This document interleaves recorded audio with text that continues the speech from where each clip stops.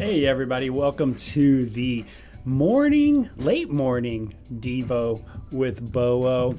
Super glad you could be in to join me, and I'm so glad I got my friend Marcia in the house of Devo today. I mean, that alone is way cool. Hey Marcia, hope you're doing well. And today's a good day. It's a cool day. I find it's a cool day out here in the desert. So welcome to the devotion. My name's Bo. You could always check out the archives at my YouTube channel, Bo Willette.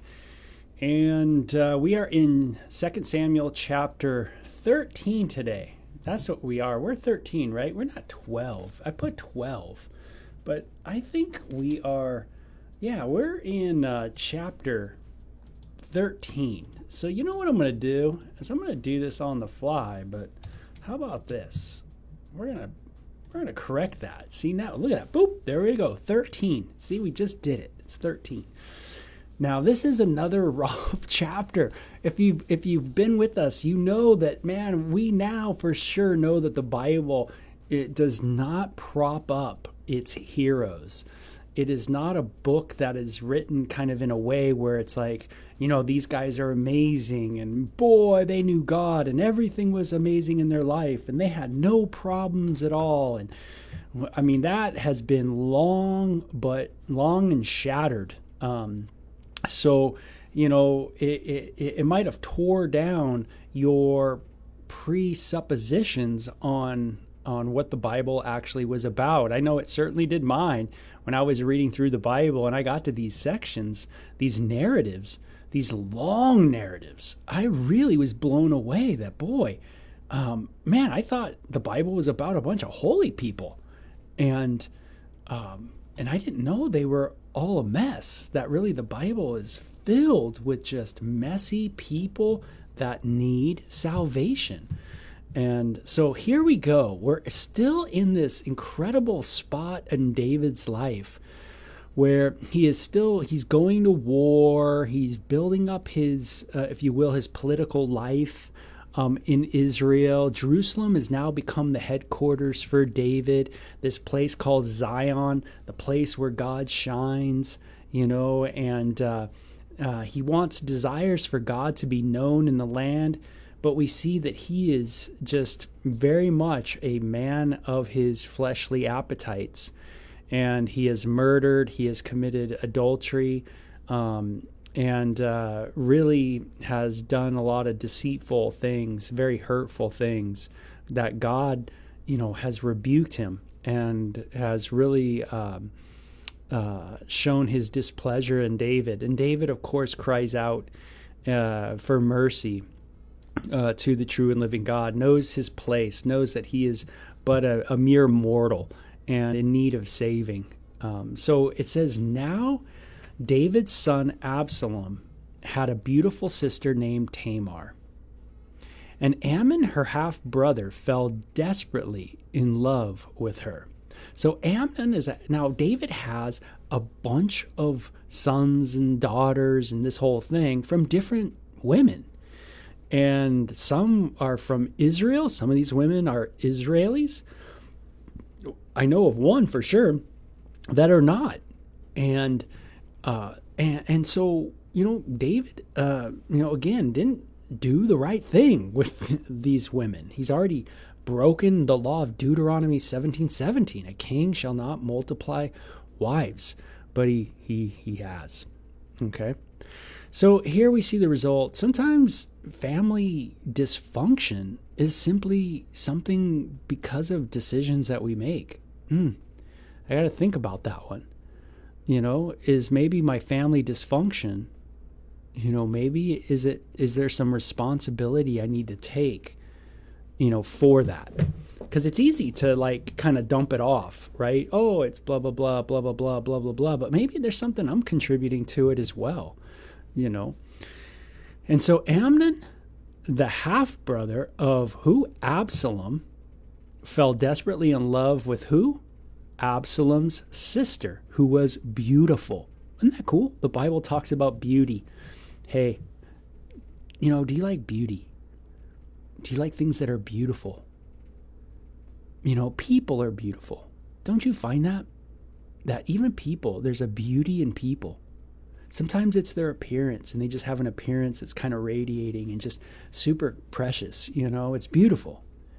Sometimes it's not so much their outward appearance, but sometimes it's their personality that really is beautiful. And it's something that we look at, and it's objectively beautiful. Just like there's objective beauty to many things, to the outside, to the way, clothing is, the way colors are, the way music's played, right? There's objective beauty. And then there's just noise, right? Ooh, chaos, right? So I love this, that the Bible makes mention of something that's true in our world, and that is there is beauty. And Tamar was beautiful. Amnon became so obsessed with Tamar that he became ill. Isn't that weird? He was so into her, right, that he became literally sick, in his passion, love for her, his lust for her. Really, it's not love, we're going to find out. She was a virgin, and Amnon thought he could never have her. But Amnon had a very crafty friend and cousin, Jonadab. It's kind of sad here because Amnon, maybe left to his own, wouldn't have done anything in this situation. Maybe he just would have, lusted in his heart for his half-sister, and that would have been the end of the story. But man, bad company corrupts good character. Oh man, that's the truth from the New Testament. Marcia says, inward beauty shines through to the outside, and it just shows like a glow. So true. It does.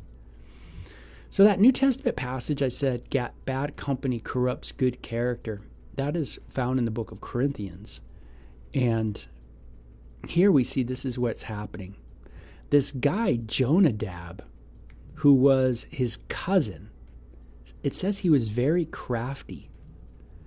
And he was the son of David's brother, Shemiah. One day, Jonadab said to Amnon, "What's the trouble? Why should the son of a king look so dejected morning after morning?" So Amnon told him, "I am in love with Tamar, my brother's Absalom's sister." "Well," Jonadab said, "I'll tell you what to do." Okay, so, hey, where am I getting my instruction from? Who's giving me counsel here? Is there counsel really moving me towards the things of God, towards Torah, the law of God, towards the authority of God? Or is people, their instructions toward me, moving me the other way? This is something that young people, college students, need to grab in their minds when they're at college. Is that it's a battle of your brain. People are trying to get into your brain. They're Jonadabs, they're people that are crafty. They're trying to get you to move a different way. And that's what a lot of college life is about. It takes really someone who's quite headstrong to walk into a university atmosphere and be very skeptical and very aware of what is going on in classrooms, or with peer pressure, with where people are wanting to move you. The old saw, man. I was in college and I was blown away how many people went to college and they were like, "Oh my gosh, I can't believe I just heard of this. I can't believe this. I can't believe this. This professor said this. My friends are teaching me new things here. I didn't even know that existed." And I remember how swayed they were. They just moved like blind leading the blind, man. They just went with it. It's like they all met Jonadabs who just said, "Hey, man, I got, how about you do this? How about this? Have you heard this? How about that?" And they just went with it, man. They weren't strong at all. Instead of looking at the professor and go, maybe that professor's wrong. Like, maybe he's not right. Maybe he doesn't know what he's talking about. Instead, nope, he knows what he's talking about. Or maybe the friends, are these people really friends? Are they moving me in right directions? Am I going to trust their authority? Am I going to trust the Jonadab's authority? Is that going to be my authority? The Jonadab type of person? Who's going to be your authority on how to live, on what to trust, who to believe? And, unfortunately, too many, man, weak-minded folk, man, hit the college campus and boom, they get sucked right in to the Jonadab, friend, And so Jonadab says, I'll tell you what to do. Go back to bed and pretend that you are ill. And when your father comes to see you, ask him to tell Tamar, come and prepare some food for you. Tell him you'll feel better if she prepares it as you watch and she feeds you with her own hands. See, make up a story. Your friend tells you something. Hey, you'll do better if this. You'll do better if that. That's what we get influenced by. People telling us different things. So Amnon lay down and pretended to be sick. And when the king came to see him, Amnon asked him, please let my sister Tamar come and cook my favorite dish. So check this out. And when the king came to see him, who's the king? David. So when David came to see him, Amnon asked David, please let my sister Tamar come and cook my favorite dish as I watch. Then I can eat it from her own hands. So David agreed and sent Tamar to Amnon's house to prepare some food for him. You see how there's a manipulation here of David by Amnon and, in a sense, by Jonadab? It's, David's part of this. David doesn't know exactly what's on Amnon's heart, his lying, his deceit, right? His contempt for God's law, his contempt for the law of the king. But he is, Amnon's set, his lust, his passion is trumping logic, right? His passions are ruling any kind of logic, right? And this is how we are, especially when we're young and in college, right? What do? Our passions trump our logic, right? We might have heard of the word of God growing up, right? Our parents might have taught us, hey, to trust in the Lord. Don't listen. Don't trust human beings. Man, their hearts are desperately wicked, far above all things. But yet we go to college, and what do we start doing? We listen to human beings, right? We listen to other human beings. And they tell us something different. Trust in something different, right? Go a different route. And our passions trump our logic, right? The logic says, hey, are they a greater authority than God? The answer is no, right? Well, so the logic is to say no to people. But instead, what do? Our passions, we have a desire to go a certain way.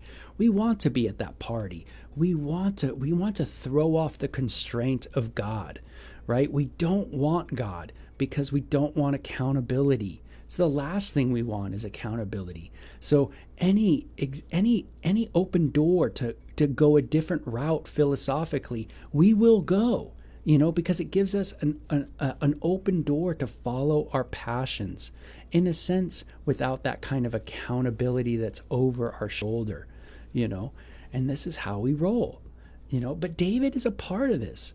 I mean, man, I remember times in my life where I manipulated things, where even my parents, I manipulated them. And I think, man, dude, what a drag that I put my family in that position as well. My mom or my dad, through my own passionate pleas, even though they didn't know what I was doing, where my heart was at. But man, I had this whole manipulative thing going on. And that's a bummer. I can tell some stories about that. So I can really relate to Amnon for sure. Was it love that was moving him towards Tamar? It was a lot of lust, right? And so he gets his dad involved. And David agrees with Amnon, meaning, that idea of, hey, bring Tamar in. She's a good cook. She'll cook for me. She can feed me, help me get better. And when Tamar arrived at Amnon's house, she went to the place where he was lying down so he could watch her mix some dough. Then she baked his favorite dish for him. But when she set the serving tray before him, she refused to eat. Everyone get out of here, Amnon told his servants. So they all left. Then she said to Tamar, now bring the food into my bedroom and feed it to me here. So Tamar took his favorite dish to him. But and as she was feeding him, he grabbed her and demanded, "Come to bed with me, my darling sister." "No, my brother," she cried. "Don't be foolish. Don't do this to me. Such wicked things aren't done in Israel. Where could I go in my shame? And you would be called one of the greatest fools in Israel. Please just speak to the king about it, and he will let you marry me." Hey, this whole premarital sex thing, this whole thing of I'm your half sister, man, this thing it's not named in Israel. This is not a common practice for us. This is not what we should be doing. We are under a different authority. We are under Torah, the law of God. We are to be going that direction. Marriage is important. It is vital. It has significance to it. Go talk to my dad. Go talk to my dad about this, right? And Amnon would not listen to her.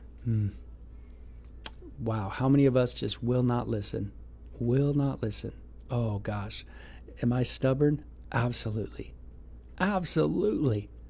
At times just will not listen. Now, it's kind of cool, but the Bible, in certain places, Jesus will say something like this: "He who has an ear, let him hear." Right? And the idea is not that if you have a literal ear, but you're just your heart, your mind is ready to listen. Hey, you on college campuses, are you ready to hear? Are you ready to listen? Are you not? Are you just wanting, is your passion just going to trump everything?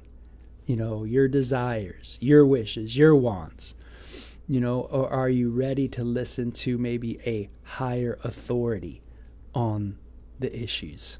And I had to ask myself that question as a Generation X guy, SoCal guys, like, am I, who am I going to trust here? Am I ready to listen to this guy from Nazareth, this rabbi, supposedly, this great spiritual teacher, this guy by the name of Yeshua, Jesus? Am I ready to hear anything he has to say? A lot of times it was no. I don't want to hear anything this person has to say. But I'll listen to everybody else. I'll listen to other people, right? But Amnon would not listen to her. So sad. And since he was stronger than she was, he raped her. Ooh. Whoa. Then suddenly Amnon's love turned to hate, and he hated her even more than he had loved her. "Get out of here," he snarled at her. No, Tamar cried. "Sending me away now is worse than what you've already done to me." But Amnon wouldn't listen to her. Again, Amnon wouldn't listen. He shouted for his servant and demanded, "Throw this woman out and lock the door behind her." Isn't this so true? Our lust, our wishes, our wants, our desires that are so lustful, so greedy, so narcissistic, they shut up our ear. We cannot listen to anything else. Our passions are so much. That's why you see like someone, you see the college kids, and I've been there, you're out picketing, you're out fighting doing your activism, and someone comes up to you to talk to you about it. And what do? You scream at them. That's what we did. That's what I did. What did I do? I screamed at people. I yelled at people. I cussed at people.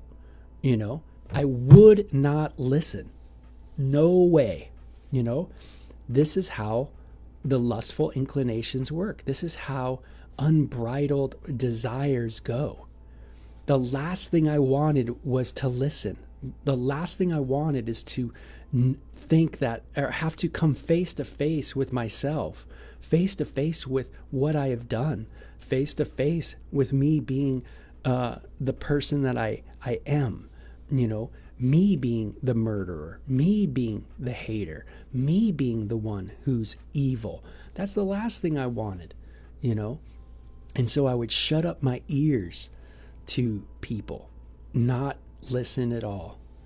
See, my lust just leads to hatred. It leads to a world of hate and despising. And it's funny, people say they love today, but you watch them and their actions and you see the way that, and I'm sure people saw this in me too, is, I might have said, oh yeah, I'm a loving, friendly guy, but then I would, cuss at you. And then I would, call you names because you were, talking about God. And, I would make fun of you, and that wasn't love in the heart, right? It was fear in my heart. I was afraid to be wrong. I desperately was convicted, definitely knew that I was in the wrong. But I had a bunch of friends around me that were like me. And that gave me some kind of form of protection, feeling of, in a sense, like we knew better, we were together, And boy, Amnon, you see that his lust, just led to a world of hate. See, Jesus doesn't hate, he's love. Jesus doesn't hate, he doesn't act like this. True love, he lays down his life for us, right? He sacrifices his own whatevers for our sake. He lays his own things down to love us, to care for us. He's concerned about who? Us. That's beautiful. That's loving. Jesus, what a world filled with Amnons is a lot different than a world filled with Jesus, right? Just think of it. What if there was a world filled with just Amnons? And isn't that maybe what we have? Is a world filled with just lustful inclinations that run amok. And we can't bridle them in. We try, but we can't seem to rein them in. Our lustful inclinations just keep going and getting more out of hand and more out of hand, to where there is no more logic. Our logic is gone. It is, in a sense, vanished. We are gone. We are depraved. We are absolutely, a mess. And so, boy, I hope you can relate to all this. But Amnon wouldn't listen to her. And he kicks her out. And so the servant put her out and locked the door behind her, and she was wearing a long, beautiful robe, as was the custom in those days for the king's virgin daughters. But now Tamar tore her robe and put ashes on her head, and then with her face in her hands, she went out crying. Tamar does a visual sign of what has happened to her in her heart, right? This idea of mourning, this idea of a death has taken place, ashes, pouring ashes on yourself. A death, mourning has taken place. I am in anguish and in pain. And how many people, because of lustful inclinations, have been moved to anguish and pain and mourning? Her brother Absalom saw her and asked her, "Is it true that Amnon has been with you?" "Well, my sister, keep quiet for now, since he's your brother. Don't you worry about it." So Tamar lived as a desolate woman in her brother Absalom's house. And when King David heard what had happened, he was very angry. And though Absalom never spoke to Amnon about this, he hated Amnon deeply because of what had been done to his sister. Wow. So we'll see what the ramifications of all this are tomorrow. And we'll see exactly what David does and what Absalom does. And how do they involve God in their decision making at all from here on out? What's Amnon going to do? What's Tamar going to do? Very, very sad situation for sure, right? So, man, what a Devo. Man, a lot of, our own world right here. No doubt about it. Passion trumps logic. It can easily trump logic. Our lust is that powerful. We need to come to a greater authority on our situation to deal with our lust and to give us a new heart where we're not thinking so much about lustful inclinations, but we're looking at love now. Really what love is. That love is not just a philosophy, a way of life, an action, but it's a person. It's that person of God. God is love. And so, there's some really good stuff in here to pour through it in your mind today. I hope you guys do that. we'll do part B tomorrow, okay? You guys take care. Bye-bye.